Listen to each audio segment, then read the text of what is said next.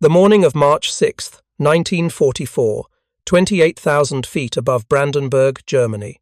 Hauptmann Werner Schröer tightened his grip on the control stick of his Messerschmitt Bf 109 Gustav, scanning the frozen sky through his canopy. The veteran pilot of Jagdgeschwader 26 had survived 4 years of combat, France in 1940, Britain during the darkest days of the battle, the brutal Eastern Front where pilots died by the hundreds. He had 74 confirmed victories painted beneath his cockpit, but what he was witnessing this morning would shake him more profoundly than any dogfight over the English Channel or the steppes of Russia. American heavy bombers filled the sky ahead, their contrails writing geometric patterns of defiance across German airspace. This was expected, standard. What stopped Schröer cold was what accompanied them: single-engine fighters, sleek, silver, flying alongside the bombers not just to the German border where they always turned back, but deep into the Reich itself, all the way to Berlin, 560 miles from their bases in England. Impossible. Every intelligence briefing, every technical assessment, every calculation by the Luftwaffe's best engineers had declared this to be physically impossible. No single-engine fighter possessed such range. The Focke-Wulf 190 pilots in his Geschwader had assured him repeatedly that enemy fighters would turn back long before reaching central Germany. They always did. The mathematics were clear. Fuel capacity versus distance versus combat reserve. It couldn't be done. Yet here they were. Hundreds of them. Escorting the bombers directly to the capital of the Reich. Schröer would survive this mission only to be shot down 3 months later. But his assessment, written that evening in his combat log and discovered decades later by historians studying Luftwaffe unit records, captured the moment everything changed. Today I saw American fighters over Berlin.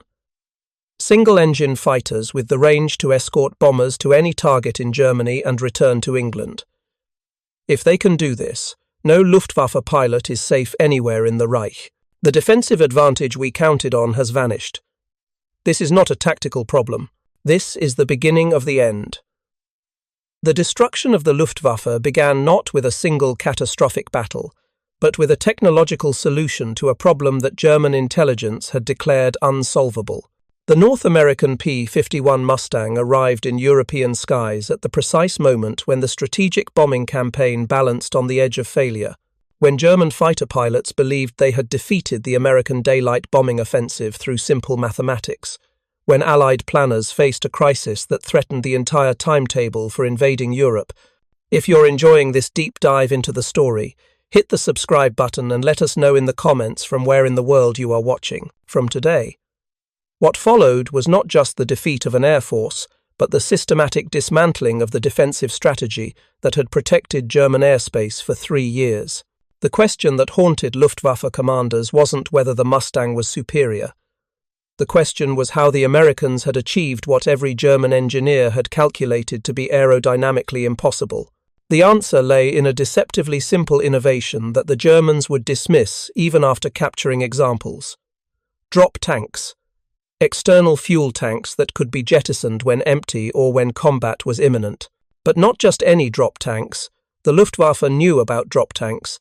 They had used them themselves during the Battle of Britain. They had examined, captured American P-47 Thunderbolts and P-38 Lightnings equipped with metal drop tanks. Their intelligence officers had calculated the additional range those tanks provided. Still insufficient for Berlin. Still hundreds of miles short. What the Germans didn't know, what their intelligence network failed to discover until it was far too late, was that the British had developed a revolutionary new type of drop tank specifically for the Mustang. Not metal, not requiring precious aluminum or steel. Paper, compressed paper tanks manufactured in British factories, 108 U.S. gallons of additional fuel capacity per tank, 2 tanks per aircraft, light enough that they added minimal weight, cheap enough to manufacture that they could be considered completely expendable. The Luftwaffe's intelligence failure wasn't about the existence of drop tanks. It was about underestimating British industrial ingenuity and missing the significance of a material substitution that seemed impossibly crude. Paper tanks. The idea sounded like desperation, like something that might work in theory but would fail catastrophically in practice. German engineers, when they finally examined captured examples, couldn't believe the Americans and British were trusting their pilots' lives to fuel tanks made from compressed paper and resin. The crisis that made these paper tanks essential had been building since October 1943. On the 14th of that month, a date that would be forever remembered as Black Thursday, the 8th Air Force launched a maximum effort mission against the ball-bearing factories at Schweinfurt, deep in southern Germany. 391 heavy bombers took off from bases scattered across England. Fighter escorts accompanied them as far as their fuel allowed, roughly to the German border. Then the escorts turned back, their fuel state critical, their range exhausted. What happened next validated every fear Allied commanders had harboured about unescorted daylight bombing. German fighters fell upon the bomber formations in coordinated waves. Messerschmitt Bf 109s and Focke-Wulf 190 attacked from every angle. Ground controllers tracked every bomber formation with precision, directing their fighters to optimal attack positions. The Luftwaffe had learned a brutal lesson. Wait until the escorts departed, then mass fighters for overwhelming attacks. 60 B-17 bombers failed to return. Nearly 600 airmen killed, wounded, or captured in a single afternoon. Another 17 bombers were damaged beyond repair. The actual loss rate exceeded 16%, unsustainable by any measure of military mathematics. Strategic bombing campaign planners faced a choice: accept that loss rates above 7% would destroy the bomber force before achieving its objectives, or suspend deep penetration missions into Germany until a solution could be found. At 16% losses, every bomber crew would be dead or captured before completing their required 25-mission tour of duty. The numbers were unforgiving. The daylight precision bombing campaign, the cornerstone of American strategic air doctrine, appeared to have failed against determined fighter opposition. Deep penetration missions into Germany were suspended indefinitely. The Luftwaffe believed it had won. German fighter pilots had proven through blood and mathematics that unescorted bombers, regardless of their defensive armament or formation tactics, could not survive against coordinated fighter attack deep inside Germany. Adolf Galland, General of Fighters commanding the Luftwaffe's fighter arm, recommended shifting production priorities to maximize single-engine fighter output. The defensive strategy seemed completely vindicated. Force the bombers to come deep into Germany, beyond the range of any possible fighter escort. Wait for the inevitable moment when those escorts had to turn back. Then destroy the bombers with massed fighter attacks. The strategy worked, but it rested on a single assumption that was about to be shattered. The assumption was that no single-engine fighter could escort bombers deep into Germany and return safely to England.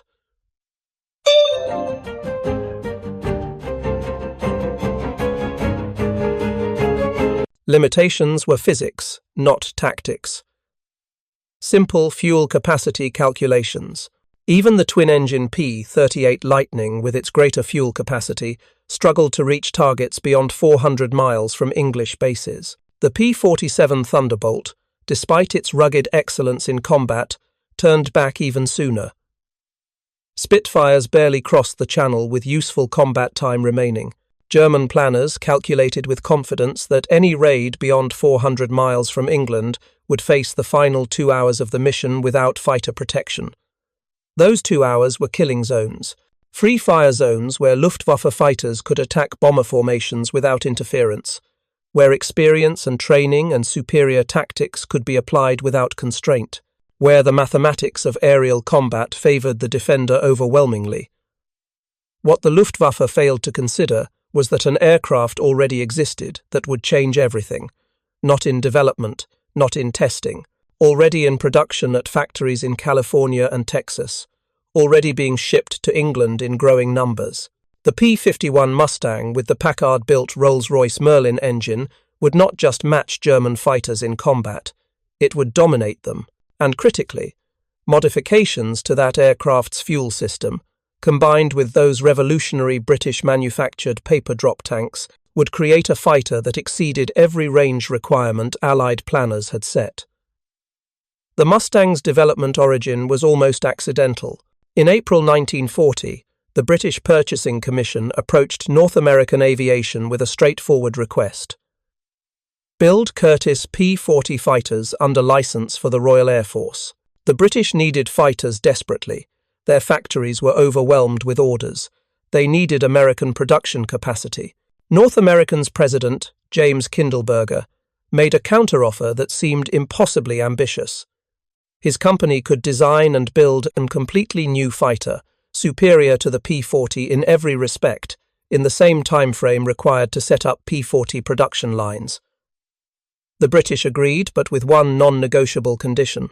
The aircraft had to fly within 120 days of contract signing. On October 26, 1940, exactly 117 days after the contract was signed, test pilot Vance Breeze took the NA-73X prototype into the air for the first time from Mines Field in California. The aircraft incorporated cutting-edge aerodynamic design principles, a laminar flow wing that reduced drag dramatically compared to conventional designs. Careful attention to every surface detail to minimize parasitic drag. Exceptional internal fuel capacity for a single-engine fighter. Early tests showed performance that exceeded expectations. Exceptional speed, remarkable range, beautiful handling characteristics. But there was a fundamental problem that would limit the aircraft's usefulness for 2 critical years. The Allison V-17-10 engine, while excellent at low altitude, suffered severe performance degradation above 15,000 feet. The aircraft lacked the high-altitude supercharger necessary for bomber escort duties at the altitudes American B-17s operated, between 20,000 and 30,000 feet where the strategic air war would be decided. For 2 years, the Mustang served primarily in low-altitude roles: tactical reconnaissance, ground attack, shipping strikes. The Royal Air Force used early Mustangs for photo reconnaissance missions over occupied France. They performed well in these roles. Pilots praised the aircraft's handling and reliability, but nobody considered them game changers for the strategic air war. The breakthrough came from an unlikely source. In April 1942, Ronald Harker, a test pilot for Rolls-Royce, flew an Allison-powered Mustang at the company's Hucknall facility.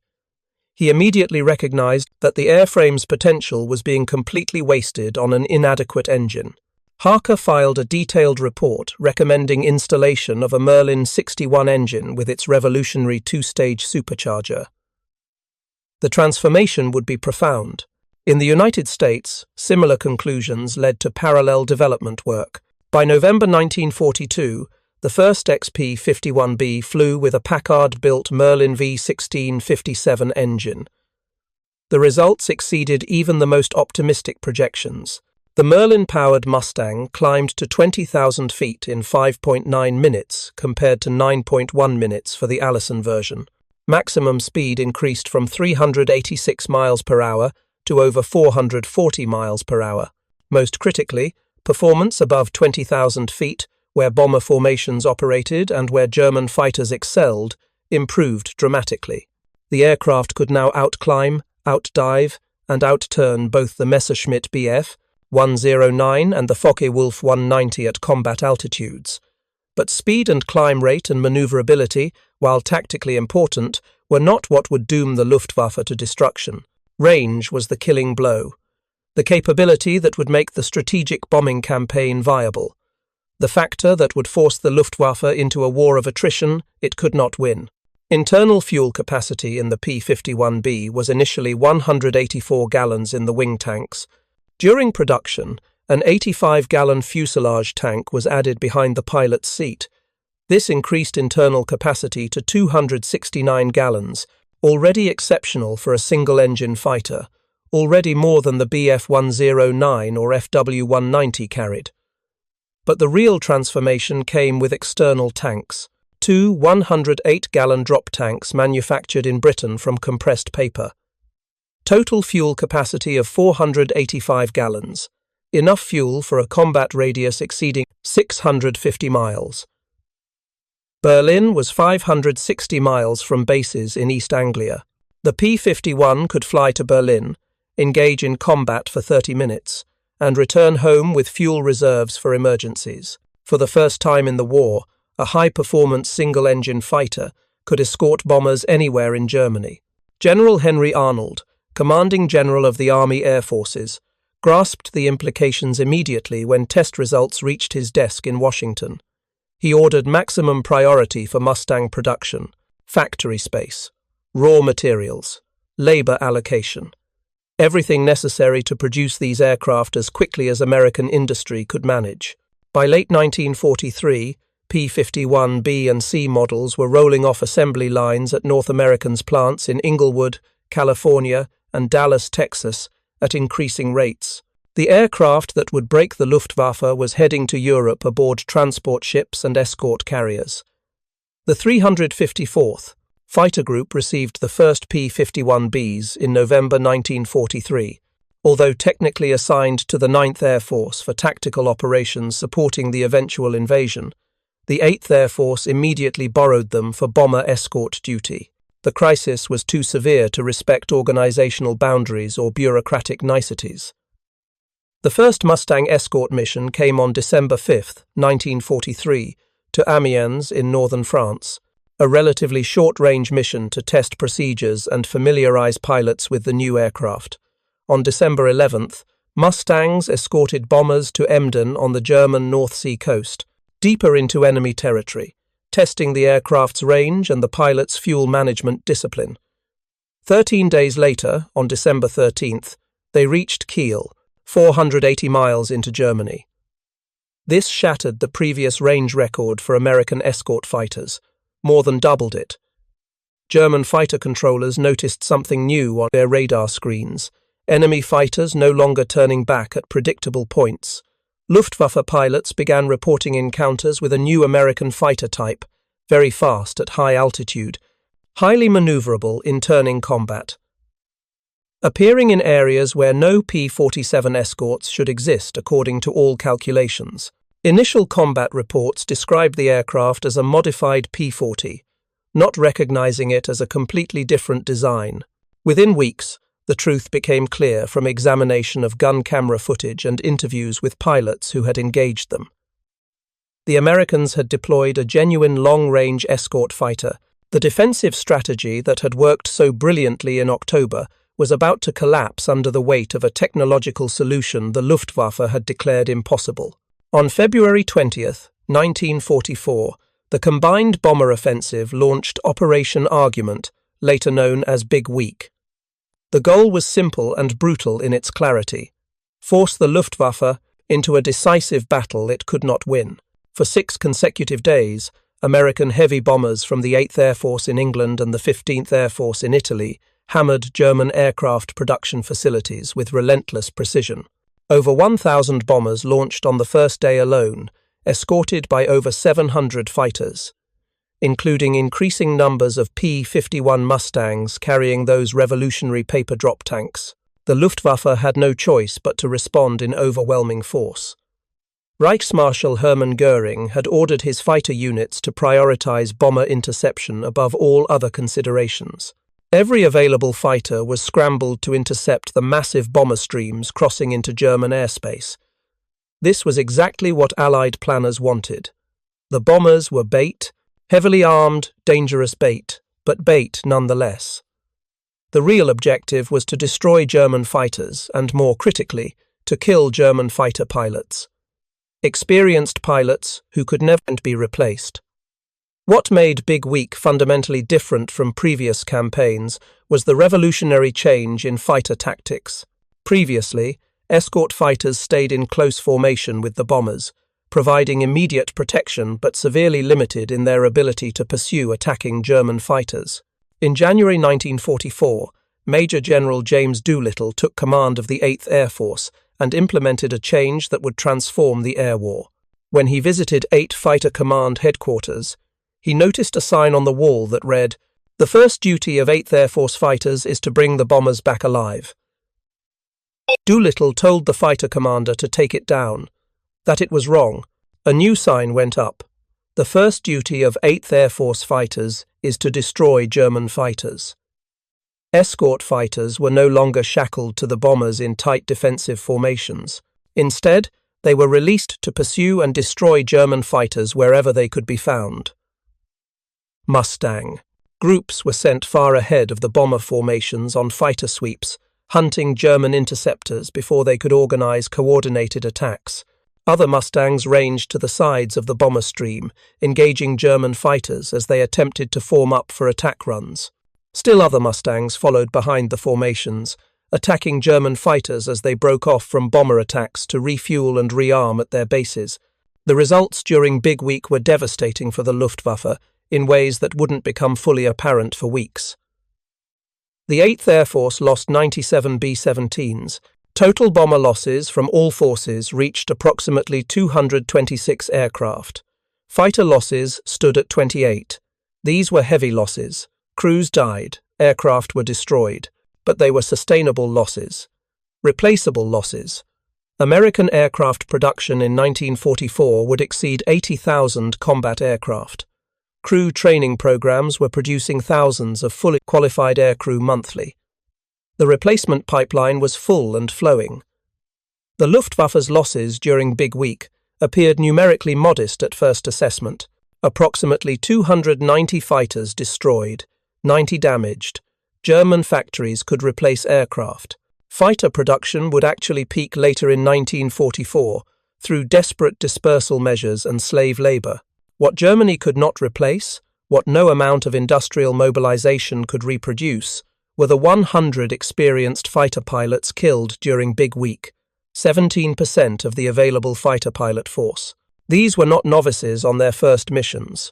These were experienced pilots who had survived months or years of combat, men who understood tactics, who could teach newer pilots, whose combat wisdom represented years of hard-won knowledge.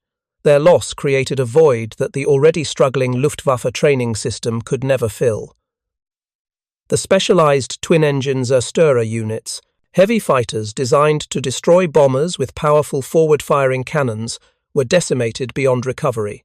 The Messerschmitt Bf 1-10 and Me 4-10 units suffered such catastrophic losses that they were withdrawn from daylight operations entirely, relegated to night fighting or disbanded. These specialized bomber destroyers, which had been so devastatingly effective in previous campaigns, were helpless against the agile Mustangs with their superior speed and maneuverability. German pilots who survived Big Week reported encounters that fundamentally shattered their confidence in the defensive strategy.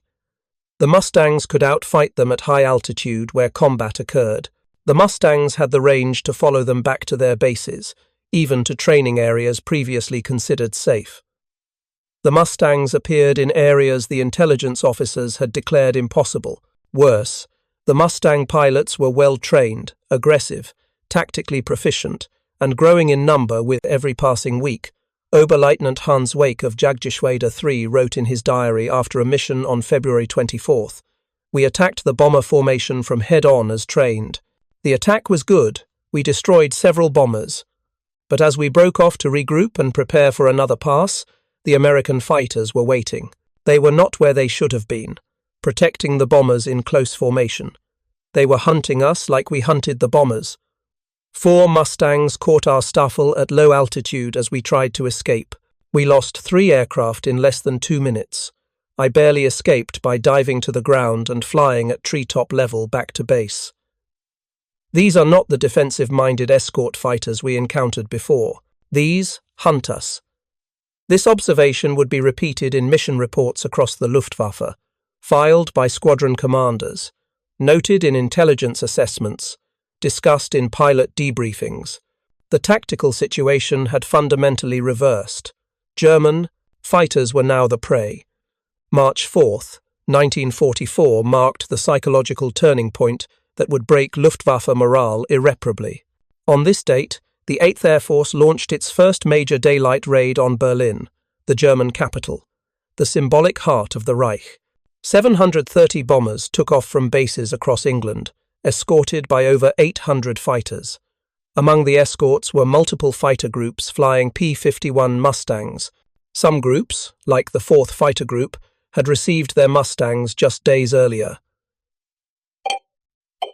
Some pilots flew the Berlin mission with less than 1 hour of checkout time in the new aircraft, learning its systems and handling characteristics on the way to the most heavily defended target in Europe. The importance of the mission transcended tactical considerations. Berlin represented the ultimate symbol of Nazi power. Hitler had declared the capital invulnerable to enemy air attack. Goering had famously boasted that enemy bombers would never reach Berlin, stating people could call him Meyer, a common Jewish surname, if they did. British bombers had reached Berlin at night since 1940, but night raids were different, less accurate, less visible, less devastating to German morale. Daylight raids were different, more accurate, more visible, more psychologically impactful, and daylight raids required fighter escort to survive. The mission cost 69 B-17s, heavy losses that would have been catastrophic 6 months earlier when such loss rates threatened to end the daylight bombing campaign entirely. But the Luftwaffe lost approximately 160 fighters, an exchange rate that spelled inevitable doom for German air defense. More significantly, single-engine American fighters had escorted bombers 1,100 miles round-trip to the enemy capital and returned safely to England. The impossible had become routine operational procedure. If you find this story engaging, please take a moment to subscribe and enable notifications. It helps us continue producing in-depth content like this. Reichsmarschall Hermann Göring's reaction to seeing Mustangs over Berlin captured the moment's strategic significance. When interrogated after the war by American intelligence officers, his statement was documented in official United States Army Air Force's interrogation records. Göring stated that long-range fighters were the most decisive factor in Germany's defeat in the air war. He admitted that deep bomber penetrations were only possible with long-range escort capability, that this capability came as a complete surprise to the Luftwaffe High Command. Göring stated explicitly that when fighters appeared over Berlin for the first time, he knew the eventual results would be tragic for Germany. This admission from the head of the German Air Force revealed how completely the P-51, equipped with those British-manufactured paper-drop tanks, had changed the strategic situation. If fighters could reach Berlin, they could reach anywhere in Germany. No target was safe from daylight attack. No German fighter base was beyond the range of American escorts. No training school was immune to strafing attacks. The psychological impact on Luftwaffe pilots was profound and immediate. Before the Mustang appeared over Berlin, German fighter pilots had enjoyed significant tactical advantages. They fought over their own territory, allowing damaged aircraft to land safely and pilots to return to duty quickly. They could choose when and where to engage, waiting for optimal conditions. They could refuel and rearm at secure bases, then return to combat refreshed. The Mustang, with its paper-drop tanks, eliminated all these advantages systematically. German fighters could be attacked during takeoff and landing when they were most vulnerable.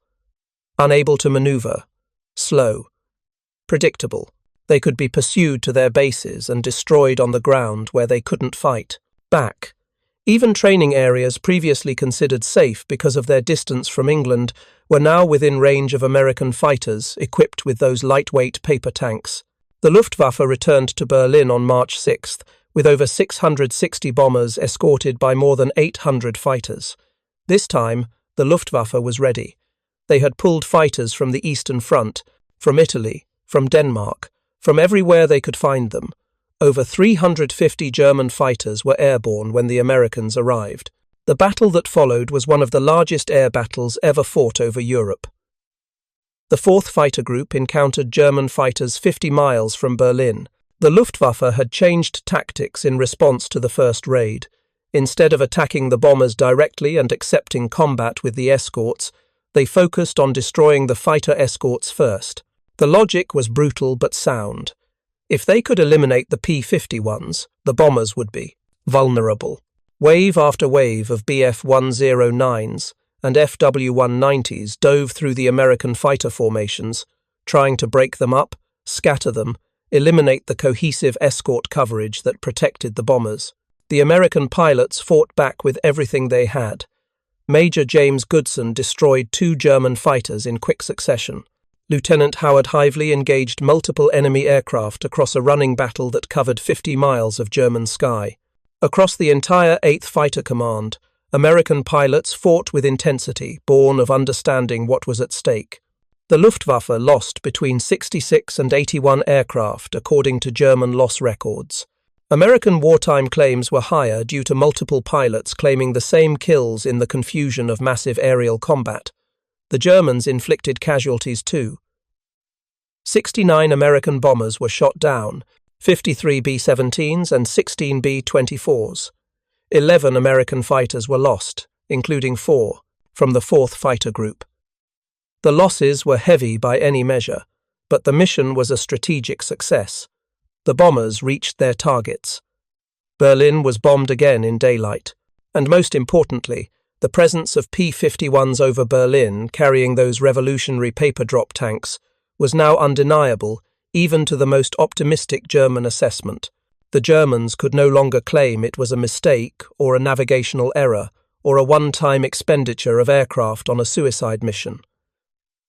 American single-engine fighters had flown to Berlin twice in 3 days. The impossible had become routine. What the Luftwaffe High Command still didn't fully understand was how the Americans had achieved this range.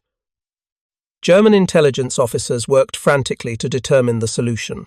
They examined wreckage from downed P-51s that had been shot down over Germany, looking for modified fuel systems, enlarged internal tanks, anything that would explain the impossible range.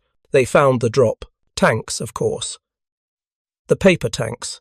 Lightweight cylinders that seemed impossibly crude. German engineers calculated the additional range provided by the external tanks and realized the unsettling truth. The P-51 had been designed from the beginning with exceptionally large internal fuel capacity for a single-engine fighter. The drop tanks merely extended an already impressive range. The Americans had built an aircraft specifically designed for strategic escort missions. But the German assessment of the paper tanks themselves revealed a critical failure of imagination. German technical intelligence dismissed them as desperate improvisation, inferior to proper metal tanks. The compressed paper construction seemed crude, unworthy of a first-rate air force.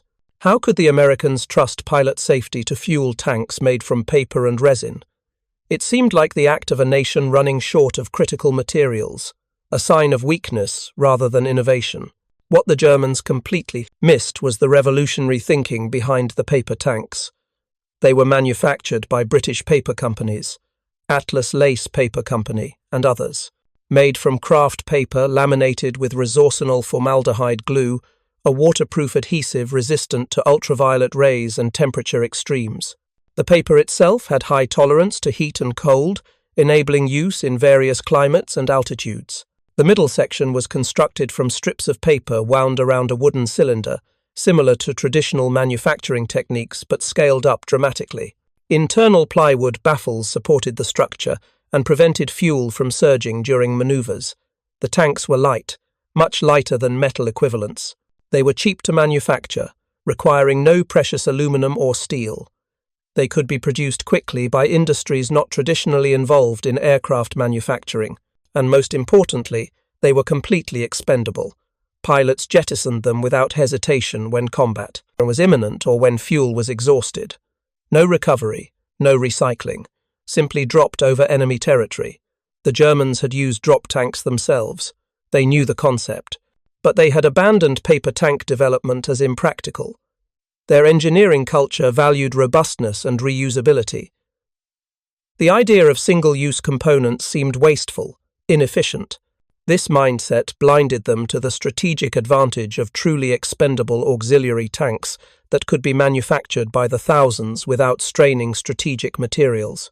By the end of March 1944, the Luftwaffe had lost over 400 fighter pilots killed or seriously wounded in just 1 month.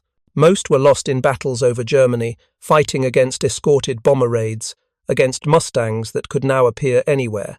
The P-51, equipped with British paper drop tanks, had forced the Luftwaffe to fight at a time and place of American choosing. The casualties were unsustainable. replacement pilots arrived at frontline units with less than 200 hours total flight time. Some had as little as 112 hours. Experienced pilots were being killed faster than the training system could replace them. The breakdown was devastating. Basic flight training provided 50 hours in powered elementary trainers. Fighter school added 40 hours in actual fighters. Final training at replacement units provided just 20 hours. These undertrained pilots faced American pilots who had over 225 hours of training, extensive gunnery practice, and comprehensive tactical instruction before arriving in theatre. Fuel shortages compounded every problem. Allied strategic bombing targeted German synthetic fuel production with increasing effectiveness through 1944. Aviation fuel production fell catastrophically. By September 1944, production had dropped so far below Luftwaffe requirements that training schools received minimal allocations. Some advanced schools closed entirely. The B-flying schools, which provided intermediate training, were disbanded in late spring 1944. Students went directly from basic flight training to operational units. This eliminated critical formation flying practice, advanced aerobatics, and combat tactics instruction. The strategic impact became undeniable by April 1944. The 8th Air Force had achieved air superiority over most of Germany. Bomber losses dropped from 8% per mission in October 1943 to less than 2% in April 1944. The P-51, with its paper drop tanks, was primarily responsible for this transformation. With continuous fighter escort enabled by those lightweight, expendable tanks, bombers could attack any target in daylight with acceptable losses. The Luftwaffe could still inflict casualties, but they couldn't stop the raids. They couldn't protect German war production. Germany's industrial capacity was being systematically destroyed by precision daylight bombing, and there was nothing the Luftwaffe could do about it. The mathematics were unforgiving. In April 1944, 8th Fighter Command expanded operations to include aggressive fighter sweeps ahead of bomber formations. The P-51s would take off early, fly directly to German airfields using their extended range from paper drop tanks and strafe aircraft on the ground before they could take off to intercept the bombers. The tactic was devastatingly effective. German fighters were destroyed on the ground by the dozens. Parked aircraft taxiing for takeoff, aircraft in maintenance hangars. Airfields were cratered by bombs dropped from Mustangs, fuel dumps burned, maintenance facilities destroyed. The Luftwaffe was being attacked at its source, at its bases, at its training schools. Everywhere the P-51's range could reach with those paper tanks, providing the critical additional fuel capacity. By June 1944, the Luftwaffe's day fighter force was a shadow of what it had been a year earlier. On D-Day, June 6th, when Allied forces landed in Normandy, the Luftwaffe managed only 100 sorties over the invasion beaches. The Allies flew over 14,000. German pilots who tried to attack the invasion fleet were shot down immediately by overwhelming numbers of Allied fighters. Many of those fighters were P-51s that had flown from England to the Normandy coast and back, their range extended by those revolutionary British-manufactured paper drop tanks. The Luftwaffe had lost air superiority over Western Europe. The P-51 with its paper tanks had made that possible. Without the long-range escort capability enabled by those lightweight expendable tanks, the strategic bombing campaign would have failed. Without the strategic bombing campaign succeeding, air superiority over France would not have been achieved. Without air superiority, the D-Day invasion would have faced catastrophically higher casualties and might have failed entirely. After the war, Hermann Göring was interrogated extensively by American intelligence officers. They asked him systematically what factors had led to Germany's defeat in the air. Göring's answer was direct and documented in official records. Long-range fighters were the most decisive factor in the air war. He stated explicitly that deep bomber penetrations were only possible with long-range escort, that this capability came as a complete surprise to the Luftwaffe. When fighters appeared over Berlin for the first time, Göring admitted he knew the eventual results would be tragic for Germany. The strategic air offensive could continue indefinitely. The Luftwaffe lacked the resources to stop it. The mechanics who maintained the P-51s and managed those paper-drop tanks rarely received recognition. Their names don't appear in history books, but they worked 12-hour shifts, 7 days a week, keeping the aircraft flying. They handled thousands of paper-drop tanks, transported them from storage depots to hard stands, attached them to aircraft pylons, filled them with fuel just hours before missions because the tanks couldn't hold fuel for extended periods. The paper construction allowed slow seepage. Sergeant Donald Marner of the 357th Fighter Group described his experience hauling paper tanks. He handled hundreds, maybe thousands of them.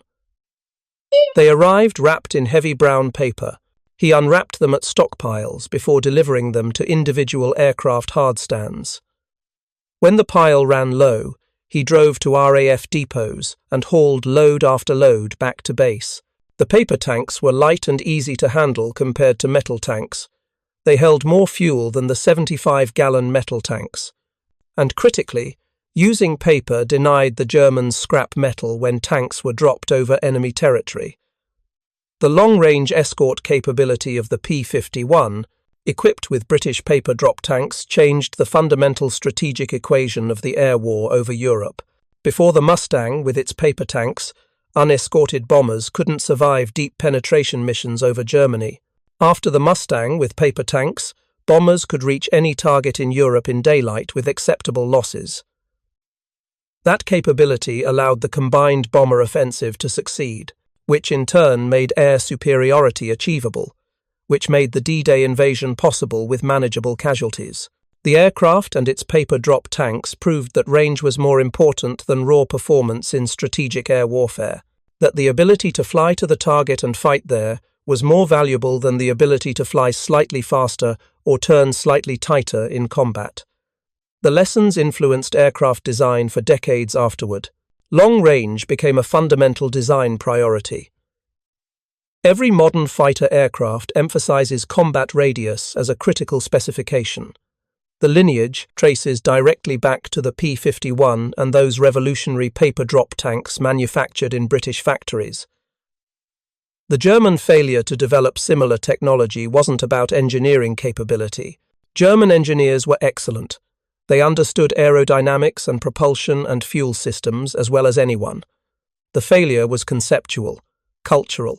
They couldn't imagine that paper tanks would work reliably, that single-use components could be strategically valuable, that manufacturing simplicity and expendability could triumph over durability and precision. This blindness cost them the air war. Wars are won by ordinary people doing extraordinary things under impossible circumstances. The P-51, with its paper-drop tanks, succeeded because thousands of individuals made it work. Pilots who flew 6-hour missions, knowing one mistake in fuel management meant death over enemy territory. Mechanics who worked through exhaustion managing thousands of fragile paper tanks. Engineers who designed systems that functioned reliably under combat stress. British factory workers who manufactured paper tanks by the thousands. Intelligence officers who planned routes, maximizing range while minimizing risk. Everyone contributed to a system that changed the outcome of the war. The Luftwaffe never recovered after meeting the P-51 equipped with British paper-drop tanks because recovery required resources Germany no longer possessed. Trained pilots who had been systematically destroyed in combat over their own territory.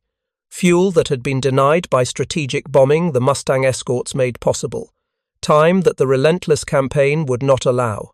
Industrial capacity stretched beyond breaking by bombing and material shortages. Most critically, the Germans never recovered because they underestimated British innovation. They couldn't believe that paper tanks would work, that they could be manufactured reliably, that pilots would trust their lives to compressed paper and resin. This failure of imagination, this inability to see past their own engineering assumptions, cost them the air war and contributed directly to their defeat. Thank you for watching. For more detailed historical breakdowns, check out the other videos on your screen now, and don't forget to subscribe.